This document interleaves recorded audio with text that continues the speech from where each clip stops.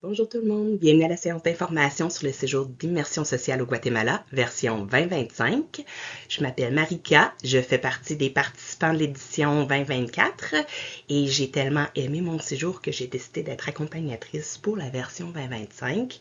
Donc aujourd'hui, au cours de la présentation, vous rencontrerez les deux autres accompagnatrices également, Louise et Marie-Pierre.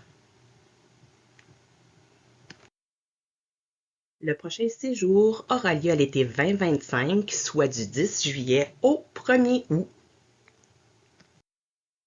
Aujourd'hui, de quoi il va être question au cours de la rencontre? On va vous parler de Solidarité Montérégie Amérique centrale avec l'acronyme SMAC pour rendre ça plus convivial. On parle des objectifs, du déroulement du séjour, de la formation préparatoire qui va être nécessaire avant le grand départ, des coûts qui sont associés à ce séjour-là, les critères de sélection, l'engagement des participants, puis la suite des choses où on explique là, ce qui est inclus, puis comment postuler si ça vous intéresse. Tout d'abord, Solidarité Montérégie Amérique centrale. Qui sommes-nous? SMAC, c'est un organisme qui a été créé en 1998. Donc, c'est un organisme qui est totalement sans but lucratif. C'est géré par une super équipe de bénévoles. Alors, toutes les subventions, tous les dons qui nous sont acheminés sont retournés sous forme de projets au Guatemala. Qu'est-ce qu'on veut faire avec ces projets-là? Nous, notre but, c'est toujours de promouvoir et faciliter l'accès à l'eau. C'est un enjeu majeur au Guatemala. On aura l'occasion d'en reparler là, dans les journées de formation si vous décidez de faire le séjour avec nous. Aussi faciliter l'accès à la santé, un environnement sain pour toute la population du Guatemala. On veut aussi, chez SMAC, favoriser les liens de solidarité entre les Québécois et les Guatémaltèques. Ça, c'est fait par des journées de sensibilisation d'une part, mais surtout par le séjour d'immersion sociale où là, il nous est donné l'occasion de rencontrer les familles et d'être vraiment sur le terrain. On veut aussi réaliser des projets selon les besoins de la communauté. La façon de procéder, c'est que les communautés nous soumettent leurs projets d'intérêt, puis nous, de notre côté, on regarde, on évalue lesquels vont dans le sens de la mission de SMAC, toujours favoriser l'accès à l'eau, la santé et un environnement sain, puis on donne notre accord, puis on participe aux projets qui sont retenus.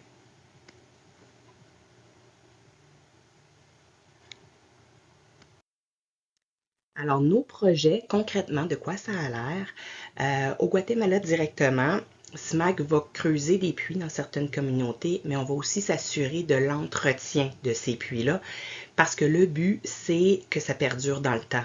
Donc, on ne veut pas financer un projet qui va être laissé à l'abandon ensuite. Donc, on s'assure qu'il y a quand même un entretien qui est fait à ce niveau-là.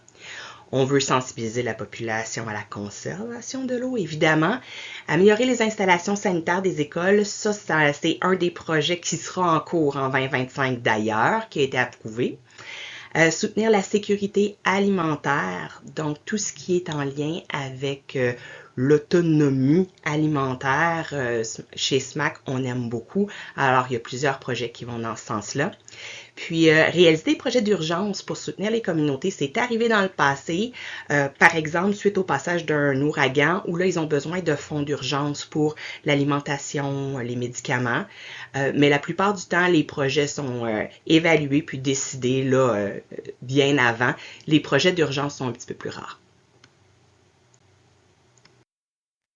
Au Québec, nos projets concernent surtout la sensibilisation, donc sensibiliser la population québécoise aux réalités qui sont vécues au Guatemala. Ça se fait par des activités ponctuelles de sensibilisation qui sont publiées sur le site Facebook, sur le site web, mais aussi par le séjour d'immersion sociale où là, la sensibilisation, on la fait en amont et on la vit ensuite. SMAC est toujours présent aux Journées québécoises de la solidarité internationale. Et puis, on effectue toujours des recherches de fonds, soit par des dons, soit par des subventions, dans le but d'être capable de réaliser le plus de projets possible. Donc ça, c'est ce qu'on fait ici au Québec. Les objectifs du séjour.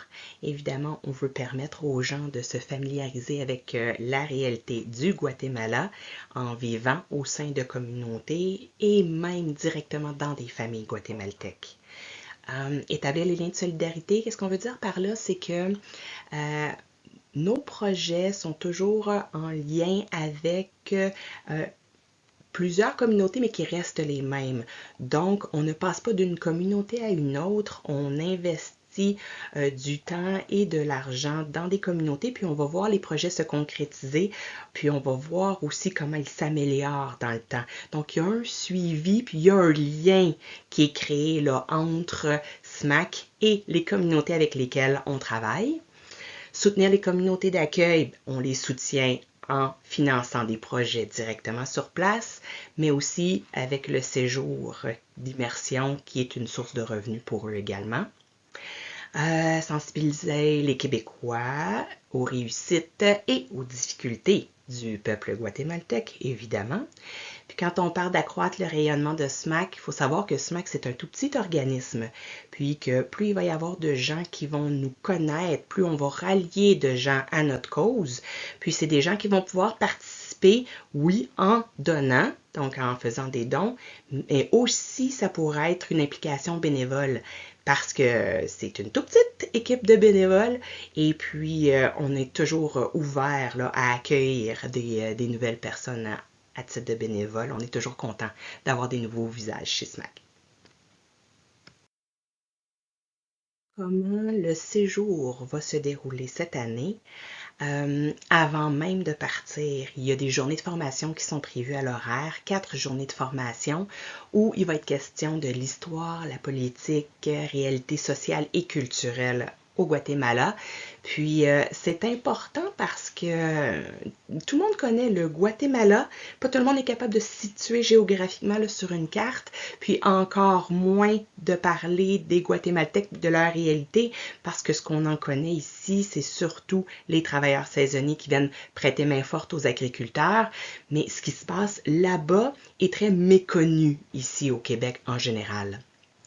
Donc, les formations préparatoires avant de partir sont essentielles, puis vont aussi permettre de faciliter la transition là, au cours du séjour. Cours d'espagnol avec un professeur qualifié. La première semaine, dans la première communauté, il va y avoir une partie de la journée qui va être consacrée à des cours d'espagnol. Et ça va être pour, c'est sûr qu'il faut qu'il y ait une base en partant, mais ça va être pour consolider cette base-là, pour être capable de communiquer dans le fond plus facilement, parce que si dans la première semaine, il n'est pas prévu habiter dans les familles directement, la deuxième, on se retrouve chacun et chacune dans nos propres familles, et puis ça va être important à ce moment-là d'avoir une bonne base pour être capable de communiquer avec nos familles d'accueil. Donc, immersion en milieu rural. Dans un cas comme dans l'autre, les deux communautés visitées sont en milieu rural, mais il y a seulement la deuxième semaine où on va vivre au sein des familles et participer à leur activité quotidienne à elles. Visite de projet inspirant. Faut savoir que les Guatémaltèques, ce sont des gens qui sont très fiers de leur réalisation parce qu'ils réalisent quand même beaucoup avec peu. Ce sont des gens qui sont hyper travaillants, qui sont extrêmement fiers de ce qu'ils ont réalisé. Alors c'est sûr qu'ils vont avoir envie de nous en parler, de nous présenter, puis de nous les faire visiter. Donc ça, c'est à prévoir au cours du séjour. Mais il y a aussi évidemment tout un volet touristique, culturel. On va quand même pouvoir en profiter, que ce soit à l'arrivée où on passe quelques jours à Antigua, qui est une ville sublime, qui est très touristique, mais arrivé sur place, on peut comprendre pourquoi. Là. C'est vraiment, vraiment un endroit génial. Et à la fin du séjour aussi, là, on va transiter vers la région du lac Atitlan, où la ville de Panajachel va être notre point d'ancrage aux différentes communautés autour du lac qu'on va aller visiter aussi, certaines. Puis ça, pour se rendre, ça va être en lancha, des petits bateaux, parce que c'est ce qui les relie dans le fond et la voie maritime, le lac Atitlan. Les nouveautés pour le séjour de 2025, j'en ai parlé un petit peu plus tôt, là, mais on va clarifier. On va avoir l'occasion de visiter 2 communautés distinctes. Dans le passé, c'était surtout une seule communauté. On a des projets qui sont en cours dans les deux communautés qu'on va visiter. La première étant la Florida. La Florida, ils ont construit des dortoirs, une grande cuisine communautaire pour qu'on puisse prendre nos repas ensemble. Repas qui vont quand même être préparés directement par les gens de la communauté, mais on ne vivra pas dans les familles directement à la Florida.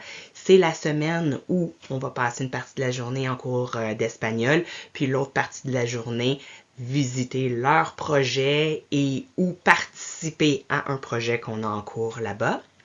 Deuxième semaine dans la communauté de Loma Linda. C'est la communauté où on va pouvoir habiter dans les familles. Il faut savoir que les communautés choisies cette année, c'est des communautés qui ont aussi un volet écotouristique qu'ils veulent développer. Alors, je pense qu'à ce niveau-là, il va y avoir vraiment des choses qui vont être super intéressantes à voir. Pas juste participer au projet, mais aussi à découvrir au sein même de la communauté. L'autre nouveauté, ce sont que les cours d'espagnol vont être divisés un peu différemment que dans les années précédentes. On va subdiviser en deux groupes qui vont aller faire leur cours d'espagnol avec le professeur en alternant soit avant-midi, après-midi, tout au long de la semaine pour permettre de favoriser la discussion. Donc en plus petits groupes, parce que c'est sûr qu'en plus grand groupe, l'attention est subdivisée en plus de gens. Donc en travaillant avec deux sous-groupes, ben, ça va être plus facile dans le fond de pouvoir faire pratiquer plus longtemps, plus souvent tout le monde, puis essayer d'avoir un niveau d'espagnol de base pour être capable de communiquer par la suite. Bonjour, mon nom c'est Louise. Je suis membre de SMAC depuis 2012 et membre du comité stage depuis 2014. C'est moi, entre autres, pas toute seule, mais moi, entre autres, qui accompagne depuis les dernières années les voyageurs vers le Guatemala. Donc, vous ne partez pas seul, on est là, on vous accompagne. Et on vous ramène à la fin. J'ai jamais oublié personne au Guatemala, je vous rassure tout de suite. Alors, ce que j'espère, c'est qu'au bout de cette présentation, vous allez avoir pas mal toutes les réponses que vous vous posez, que vous pourrez poser votre candidature en sachant réellement à quoi vous attendre. Et si jamais ce n'était pas le cas, si jamais nous n'avons pas répondu à vos questions, vous pourrez toujours me contacter. Et oui, c'est moi qui réponds. Vous pourrez toujours me contacter pour me demander des informations additionnelles et ça va me faire plaisir de vous les donner. Mesdames et messieurs, veuillez relever votre siège et attacher votre ceinture. Nous sommes prêts pour le décollage. Le vol, à destination de Guatemala, sera environ de 6 heures.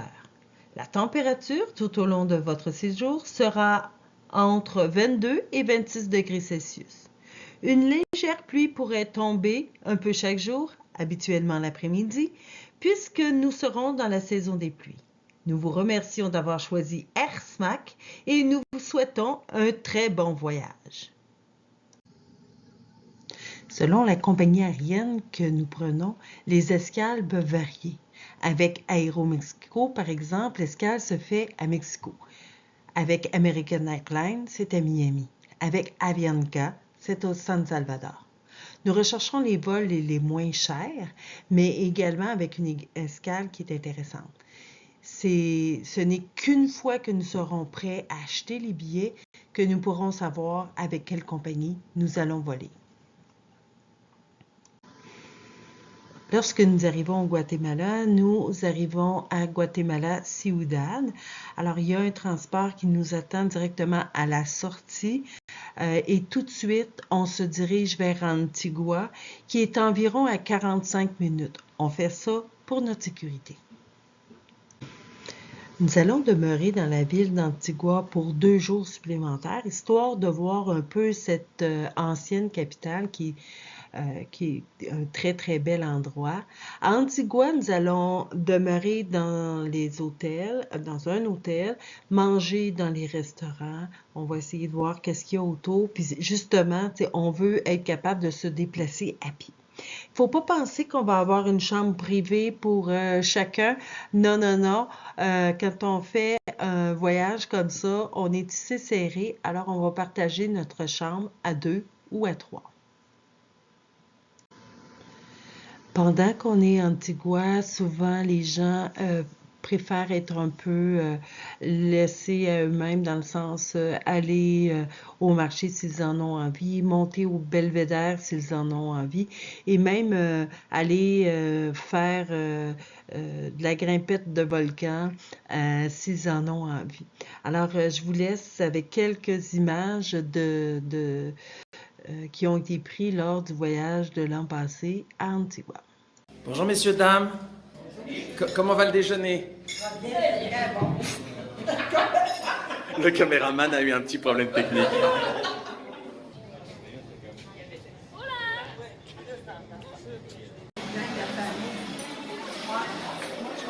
L'opération Pollo Campero.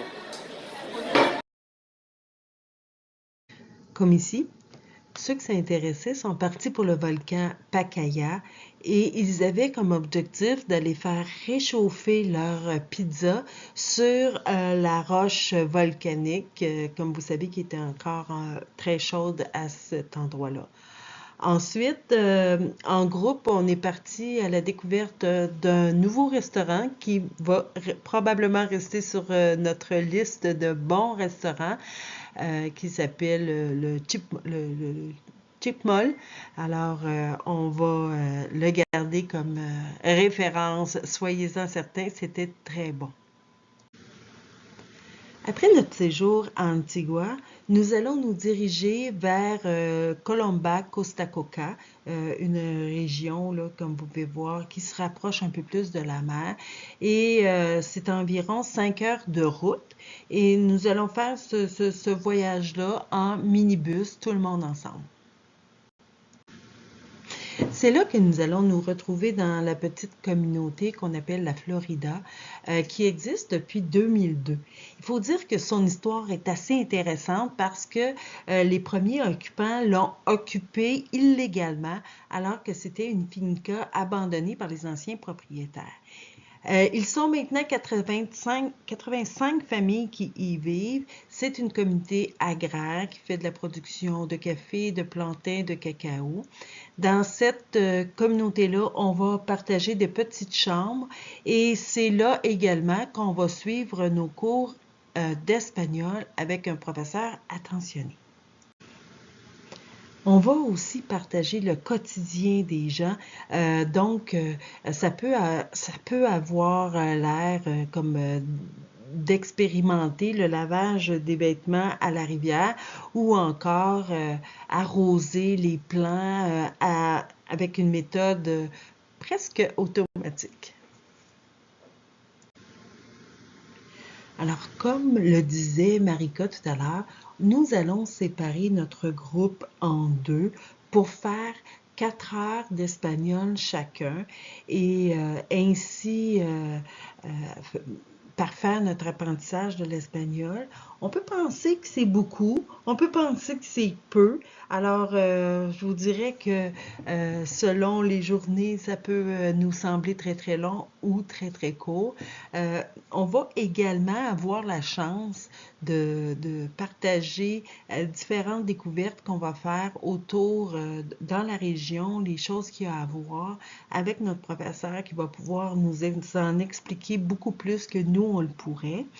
Et si on regarde comme profiter du moment, mais on a pu assister l'an dernier à ce spectacle dans les rues, une danse qui était offerte par les gens. Et nous, on a assisté à ça et on s'est trouvé très, très, très chanceux. Mais c'était justement pas planifié. Alors, on se laisse du temps pour vivre des moments comme ceux-là. Donc, Dans cette semaine-là, on va y vivre pendant une semaine. On va tenter le plus possible de connaître la culture, de nous détendre un peu en nous déplaçant peut-être vers la ville de Quetzaltenango, la deuxième plus grosse ville du pays, située dans les montagnes. Puis comme notre professeur d'espagnol sera avec nous, il sera également question de mettre en pratique ce qu'on a appris en espagnol. Après cette première semaine, on va changer de milieu de vie. On va se diriger vers la communauté qui s'appelle Loma Linda. Il s'agit entre autres d'une communauté qui a été fondée en 1982. Cette communauté-là, bien qu'à seulement 1 heure et demie de distance de la première, vous allez voir, elle est totalement différente. C'est une communauté qui est très active au niveau environnemental.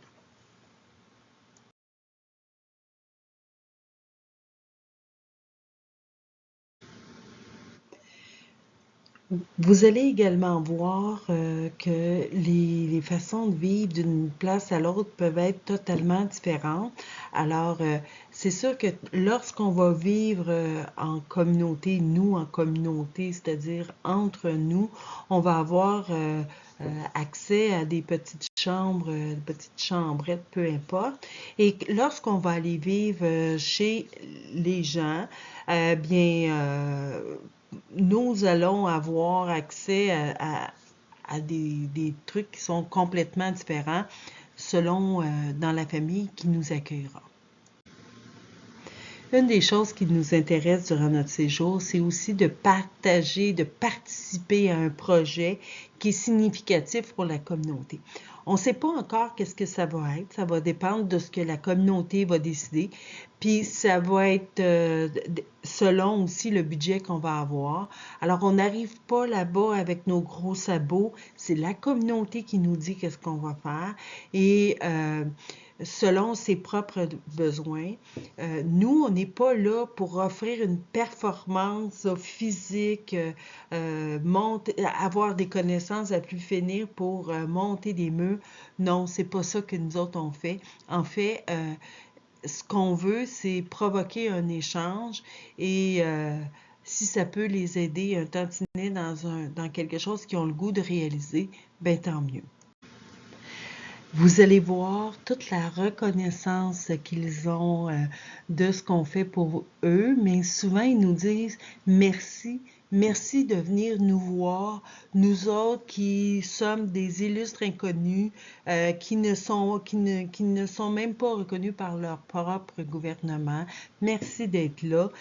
Mais aussi, c'est tout ce que ça peut provoquer comme curiosité, parce que nous, on ne sait pas couper des briques avec une machette, on ne sait pas couper les blocs de ciment avec une machette. Parce qu'on a les cheveux blonds, les yeux bleus, on provoque vraiment beaucoup de curiosité. Il faut s'attendre à ça également. Durant notre séjour 2024, on a participé un tout petit peu à la construction d'une salle communautaire. Non, c'est pas nous qui avons monté les murs, mais on a transporté un peu de terre dans des chaudières, dans des brouettes. Et je vous rassure encore une fois, on n'est pas là pour être dans la performance. Quand on est fatigué, on s'arrête. Ça peut être aussi, si on n'est pas capable de faire cette tâche-là, ça peut être le préposé à l'eau pour tout le monde, aller offrir de l'eau, s'assurer que tout le monde a bu suffisamment.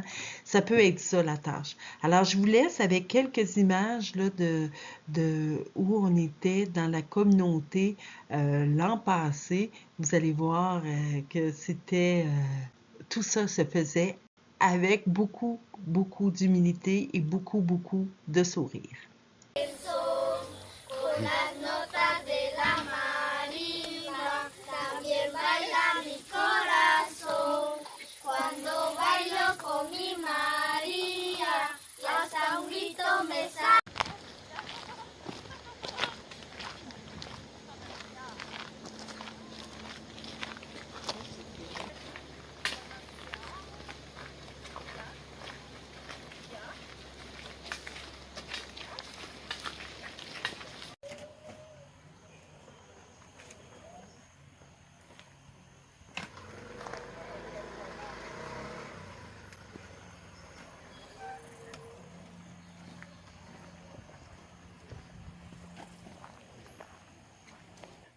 René?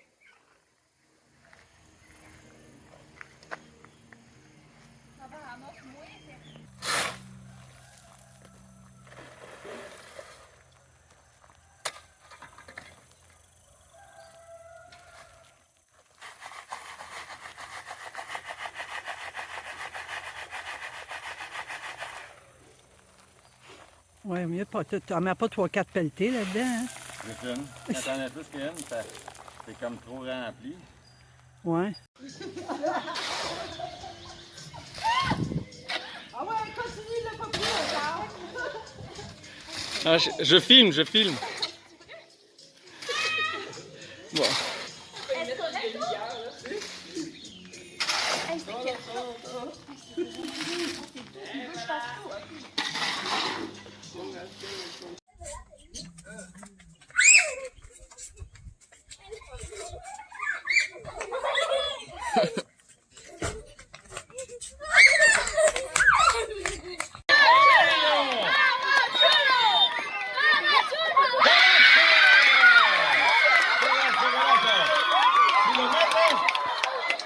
Empate. Si lo fallan, lo pierde todo.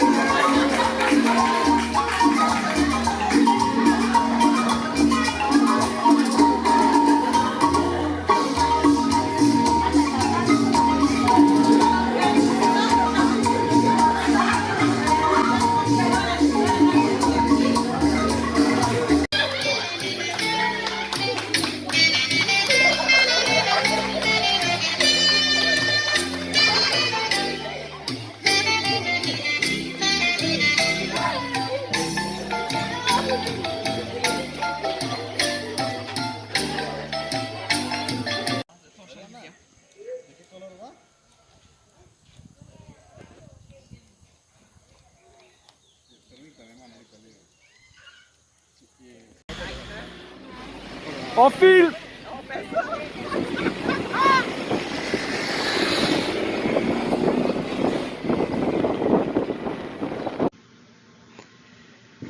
Alors, voici un peu ce qu'on a fait comme travail. Je vous rappelle que travailler, ça n'a strictement aucune importance. C'est un prétexte de partage. Oui, on aide réellement, le projet qui est mis en place aide réellement la communauté, mais personne ne va vous juger sur le nombre de pauses que vous pouvez faire. Alors, que cela ne vous empêche pas de dire moi je suis pas suffisamment en forme. Ça prend une forme qui est minimale pour être capable de marcher tranquillement dans les champs. C'est ça. Alors, que cela ne vous empêche pas là, de vous dire que vous n'avez pas suffisamment la forme. Après cette belle semaine à Loma Linda, nous allons amorcer notre retour et nous allons nous diriger vers le lac Atitlan, vers Panajachel, qui est sur les rives de ce merveilleux, majestueux lac. Vous allez voir, c'est un coup de foudre instantané lorsqu'on arrive sur les rives du lac Atitlan. Ça nous permet de respirer autre chose, que c'est totalement différent. Alors, c'est le retour de la vie en hôtel, de retourner manger dans les restaurants et quelquefois, ça nous tente plus parce qu'on on veut vivre autre chose. Alors, des fois, on se fait notre propre pique-nique. Elle tourne. Elle reste longue. On va te rouler autour de la tête. Ouais, d'après moi, on va te le rouler tout autour de la tête. J'aimerais voir. Marie-Pierre, ça fait juste un temps. C'est correct comme ça? C'est ça, Marie. J'aimerais me voir. OK, bouge plus. C'est mieux que moi. Tu te portes mieux. Sonnerie, ça. Regarde-moi, là. C'est quoi le nom de ton mari? T'as déjà le front dégagé avec ta coiffure que t'as normalement, ça fait que ça te va bien. Ça impressionne déjà. Mais, recule, j'aimerais t'en faire. Ton collier arrive, ton collier arrive. Ici, ici. Oh! On est obligé de reprendre une photo. Toi, t'es-tu traditionnelle ou moderne, chérie?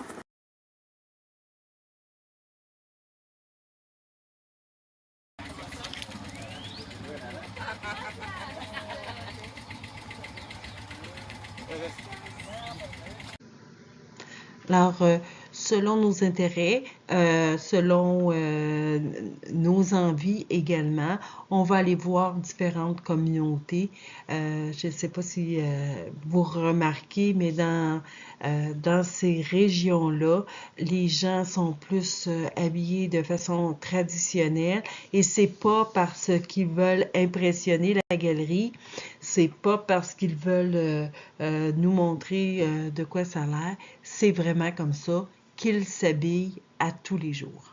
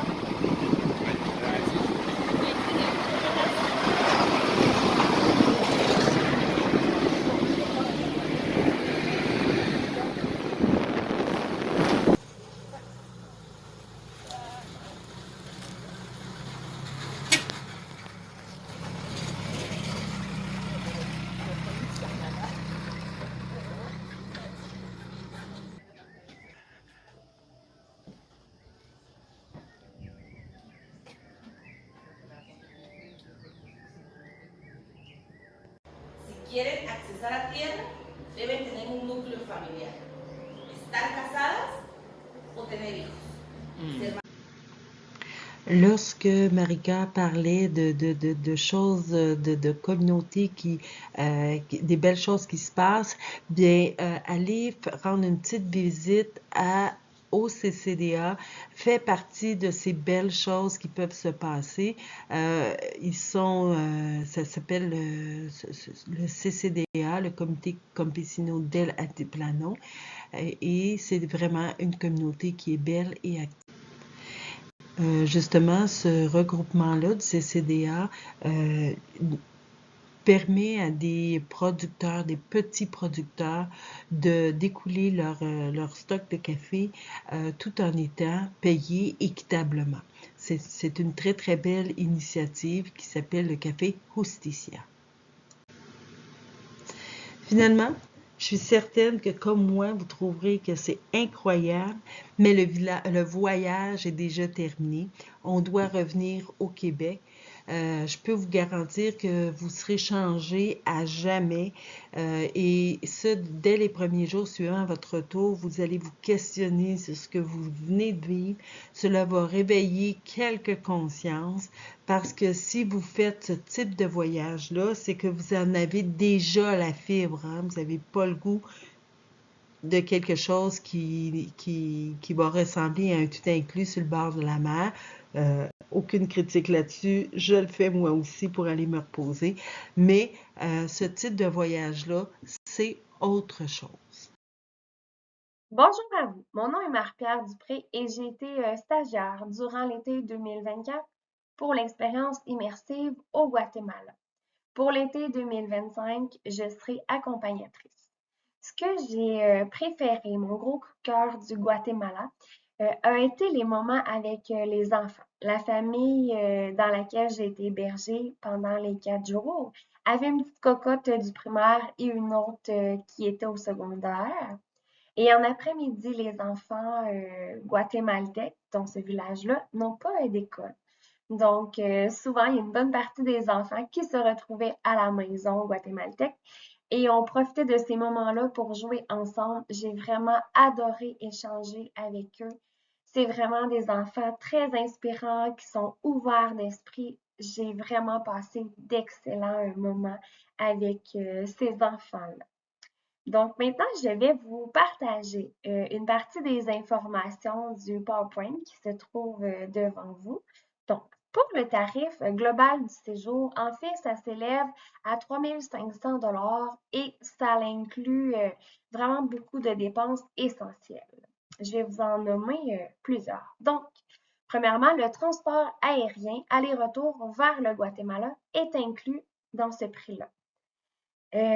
En plus, il y a aussi une initiation intensive à l'espagnol pendant 5 jours avec une enseignante expérimentée. L'hébergement et la pension complète durant toute la durée du séjour. En plus de l'implication dans des projets communautaires locaux qui est aussi incluse. Il y a une contribution destinée à SMAC pour le soutien des accompagnateurs. Donc, il y a une partie de l'argent qui paie notre voyage à nous, les accompagnatrices. Tous les déplacements et toutes les excursions organisées sur place sont aussi inclus dans ce prix-là.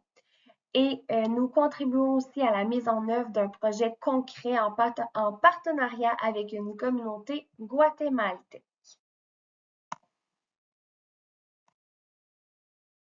Pour assurer une expérience immersive structurée, les participants et participantes devront suivre une préparation quand même assez rigoureuse. Donc, il y a une étude autonome de l'espagnol pour une meilleure intégration culturelle qui est vraiment très importante.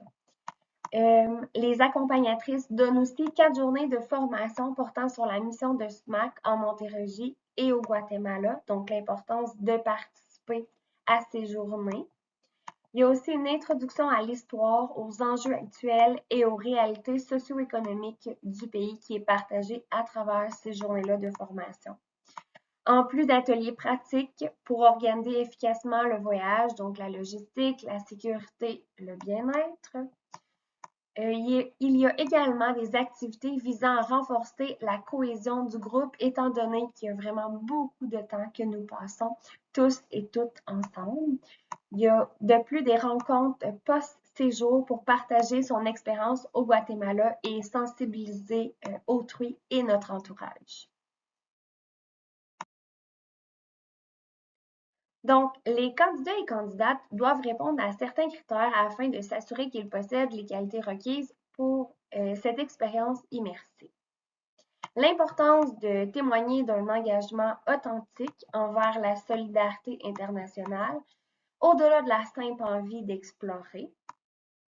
Il y a aussi faire preuve d'une motivation claire pour l'apprentissage de l'espagnol avant le départ, parce que c'est certain que plus on arrive à se faire comprendre dans cette langue-là, plus je vais vous avouer que notre séjour est agréable, étant donné qu'on a des échanges, étant donné qu'il y a une communication, une conversation avec le peuple guatémaltèque. L'importance aussi d'avoir quand même une grande capacité d'adaptation et une ouverture d'esprit face à des réalités culturelles différentes de la nôtre, bien entendu. Nous devons aussi être aptes à vivre en communauté et respecter la dynamique de groupe, étant donné que nous sommes toutes des personnes à part entière et uniques. L'importance aussi d'avoir une bonne santé physique et mentale pour participer aux activités qui sont prévues. Et le dernier critère, être âgé de 18 ans ou plus au moment du voyage. Pour garantir le bon déroulement du projet et optimiser l'expérience de chacun, nous demandons à ce que chaque stagiaire s'engage à prendre une part active dans la formation préparatoire, donc avoir quand même une place importante, que la personne s'implique dans ce processus-là. Qu'elle s'implique aussi dans l'apprentissage de l'espagnol avant le départ par des applications, en écoutant des séries, en utilisant plusieurs médias.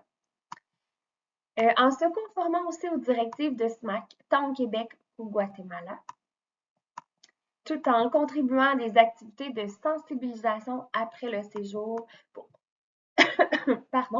pour partager son expérience, en plus d'adhérer à SMAC avant le départ et poursuivre son engagement au cours de l'année suivant son retour.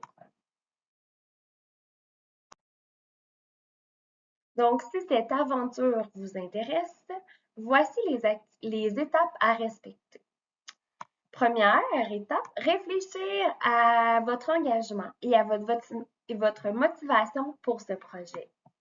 Soumettre votre dossier de candidature avant le 2 mars. Participer à l'entrevue de sélection le lundi 10 mars. Recevoir une réponse officielle d'ici le 17 mars, donc être dans l'attente. Assister aux sessions de formation le 29 mars, le 26 avril, le 10 mai et le 7 juin. Ce sont les 4 journées dont je vous parlais tout à l'heure, un petit peu plus haut. Et être impliqué lorsqu'il y a la rencontre de préparation finale qui aura lieu le 5 juillet, donc juste avant le départ ou quelques journées avant. Et le départ est prévu le 10 juillet avec un retour fixé au 1er août. Donc, pour toute demande d'informations complémentaires sur l'expérience immersive, les modalités d'inscription ou d'autres aspects du séjour, n'hésitez pas à nous contacter. Merci beaucoup! Mesdames et messieurs, merci pour votre écoute. J'espère que Marika, Marie-Pierre et moi-même avons su répondre à toutes vos questions et du même coup, vous donner la petite étincelle qui va allumer ce beau partage-là qui sera possible de faire en vous inscrivant à ce voyage. Si jamais il restait des questions, vous pouvez toujours me contacter au 450-469-4054 ou encore par email à l'adresse que vous allez trouver juste là. Pour vous inscrire, c'est facile. Vous vous rendez sur notre site web et vous allez y retrouver le formulaire 2025. C'est un formulaire qui est actif, c'est-à-dire que vous le remplissez et tout se fait automatiquement. On va recevoir vos réponses. Moi, je vais vous donner une confirmation. Fait que si jamais vous n'avez pas de confirmation quelques jours après l'avoir envoyé, c'est pas normal. Alors, je vais vous envoyer une confirmation pour vous dire qu'on a bien reçu votre formulaire. Et ensuite, bon, s'enclenchera toutes les étapes que Marie-Pierre vous a expliquées. Alors, au plaisir de vous voir très bientôt. J'espère avoir la chance de voyager avec vous. Passez une belle journée.